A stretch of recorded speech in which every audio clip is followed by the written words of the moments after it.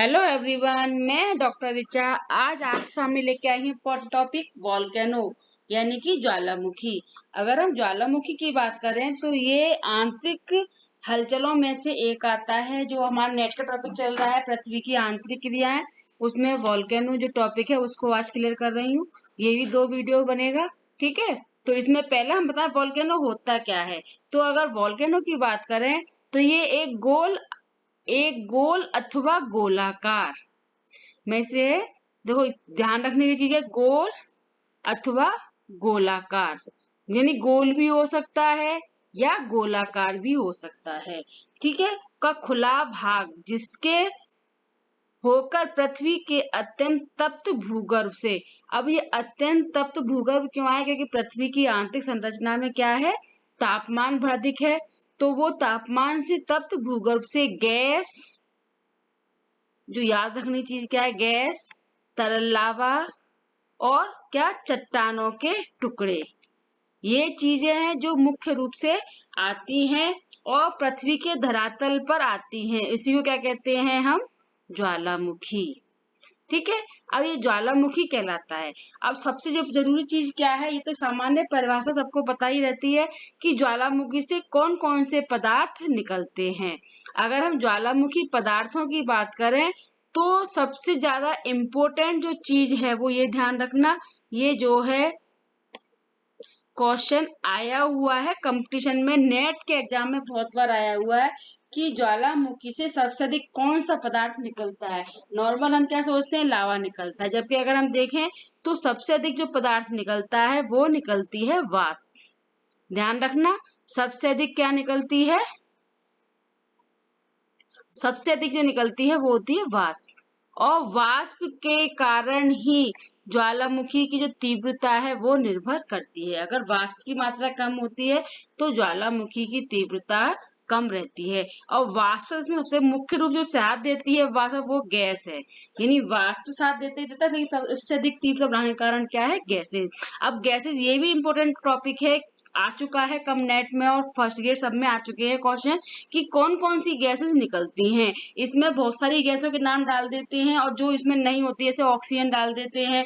तो नॉर्मल क्या कहते हैं, ऑक्सीजन का काम क्या होता है, ज्वलनशीलता को बढ़ाना। तो ये दिमाग लगाते हैं कि शायद लावा निकलेगा तो ज्वलनशीलता के कारण वो उसमें शामिल हो जाएगा, जबकि वास्तविकता में देखा जाए तो जो निकलने वाला पदार्थ है उसमें कार्बन, कार्बन क्योंकि जलने से बनता है, नाइट्रोजन, सल्फर डाइऑक्साइड और हाइड्रोजन और कार्बन, ये 2 वाले क्या है, ये चीजें निकलती हैं। और साथ में मोनोऑक्साइड भी निकलती है जो लिखा नहीं है ना, कार्बन मोनोऑक्साइड था वो पूरा नहीं आया है, तो याद रखना यहाँ पे क्या आएगा, कार्बन मोनोऑक्साइड। जो निकलने वाले पदार्थ है वो ये हैं।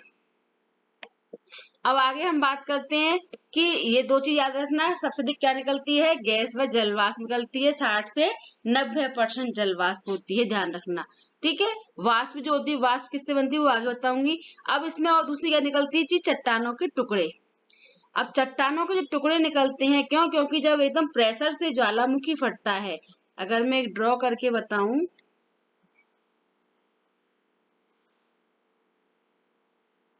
तो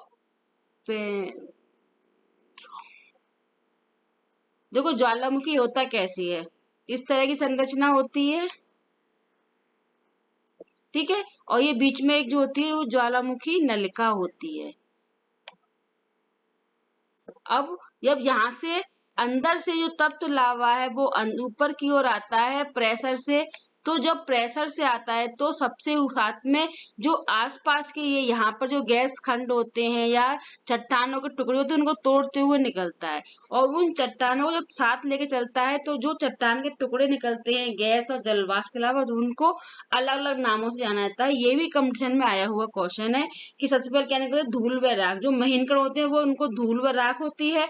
इसके अतिरिक्त लेपली निकलती है, जो कैसी होती है, लेपली किसे कहते हैं, जो मटर या सुपारी के आकार के दाने होते हैं।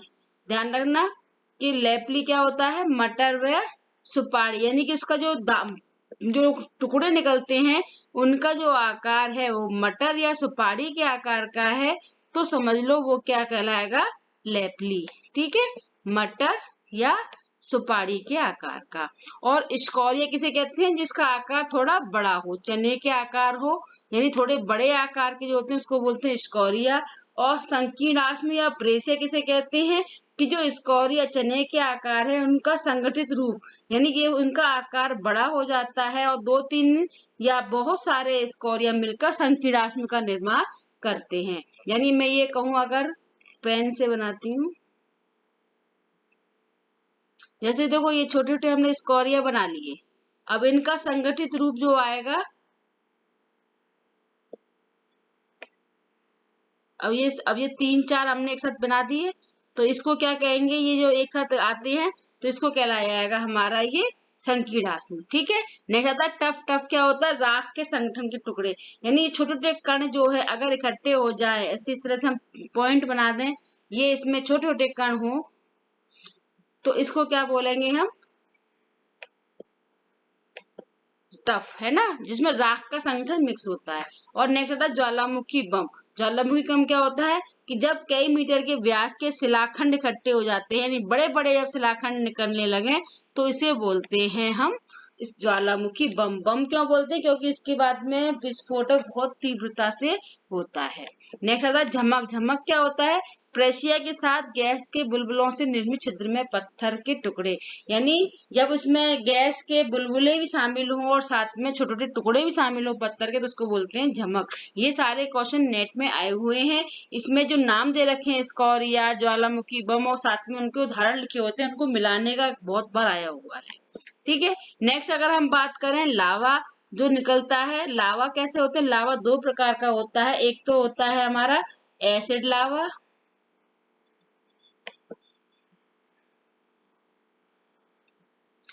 पहला होता है हमारा एसिड लावा, ये भी आता रहता है क्वेश्चन कि, और दूसरा होता है हमारा बेसिक लावा। एसिड लावा की खासियत क्या होती है? जिसमें सिलिका की मात्रा कितनी हो? सिर्फ 65%। और बेसिक लावा में सिलिका की मात्रा होती है 45 से 50%। यानी जिसमें सिलिका सिलिका सब पता है सबको, सिलिका क्या होता है?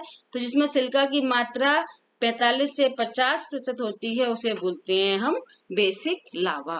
अब ठीक है, अब आता है नेक्स्ट ज्वालामुखी उद्गार के क्या कारण है, इन किन किन कारणों से ज्वालामुखी का उद्गार होता है। तो अगर हम इसकी बात करें कि ज्वालामुखी उद्गार किन किन कारणों से होता है, इसमें पहला आता है हमारा अशांत क्षेत्र।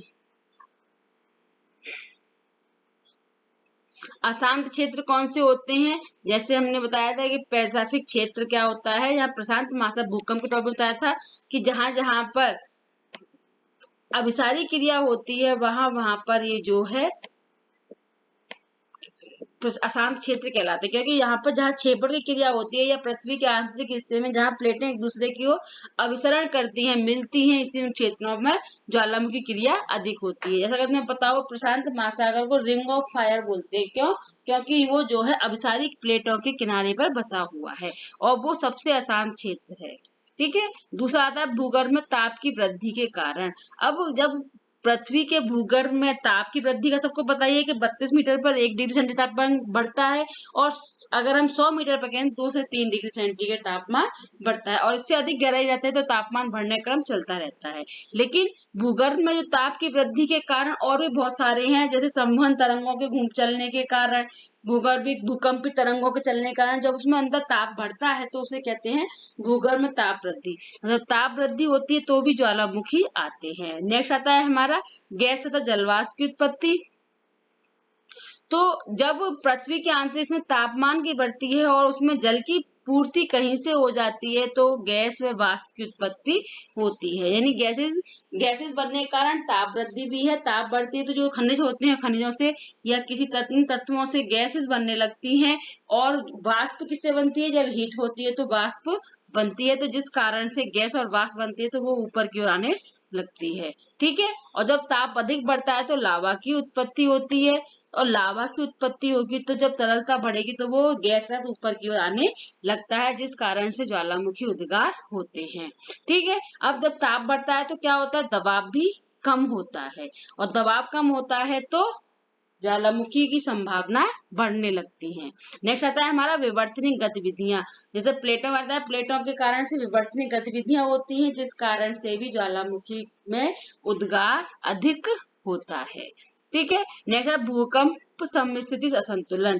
जैसे बताया था पिछले वीडियो में, भूकंप के टॉपिक में समझा चुकी हूँ कि समस्थितिक असंतुलन के कारण भी ज्वालामुखी उद्गार होते हैं, और जिसका मुख्य कारण है असंतुलन, यानी पृथ्वी के आंतरिक हिस्से में जब असंतुलन होता है तो भी ज्वालामुखी की उत्पत्ति होती है। ठीक है। अब आता है बात ज्वालामुखी की उद्गार की अवस्थाएं कैसे होती हैं। तो सबसे पहले क्या होता है, भूगर्भ में ताप बढ़ता है, ताप बढ़ने के बाद लावा की उत्पत्ति होती है, लावा की उत्पत्ति होती है तो दबाव कम होता है, और दबाव कम होता है तो गैस और तथा वाष्प की उत्पत्ति होती है, और जब गैस और वाष्प की उत्पत्ति होती है तो इससे लावा ऊपर की ओर प्रवाहित तो होने लगता है। इसको अगर तुम्हें समझना है तो कोल्ड ड्रिंक की बोतल देखिए, कोल्ड ड्रिंक की बोतल को अगर एक बार हिला के और जब खोलोगे तो क्या होगा, सारा जो कोल्ड ड्रिंक है वो ऊपर की ओर आने लगता है, वो भी एक गैसेस का है, लेकिन वो ठंडा है। यही प्रोसेसिंग कहाँ होती है, पृथ्वी के भूगर्भ में होती है, कि जब तापमान बढ़ता है तो अब देखो वो कोल्ड ड्रिंक ठंडी होती है तो ही गैस बनती है, क्योंकि उसमें वो ऐसे केमिकल मिले होते हैं, और आंत संरचना में ऐसे केमिकल होते हैं कि वो गर्म होती है, तो गर्म होने के बाद ताप बढ़ने से गर्म होती है, और गर्म होती है तो लावा पिघलता है, लावा पिघलता है तो दबाव कम होता है, क्योंकि लिक्विड में ठोस की अपेक्षा दबाव कम होता है तथा जब लावा बनेगा तो गैस वाष्प गर्म चीज होगी तो वाष्प निकलती है और लावा के ऊपर प्रवाह होता है। ठीक है। नेक्स्ट वीडियो में बताएंगे कि भूकंप कितने, ज्वालामुखी कितने प्रकार के होते हैं। प्लीज लाइक सब्सक्राइब मेरा माई चैनल, और जितना हो सके शेयर करो, जिससे कि औरों को भी फायदा हो सके। Thank you.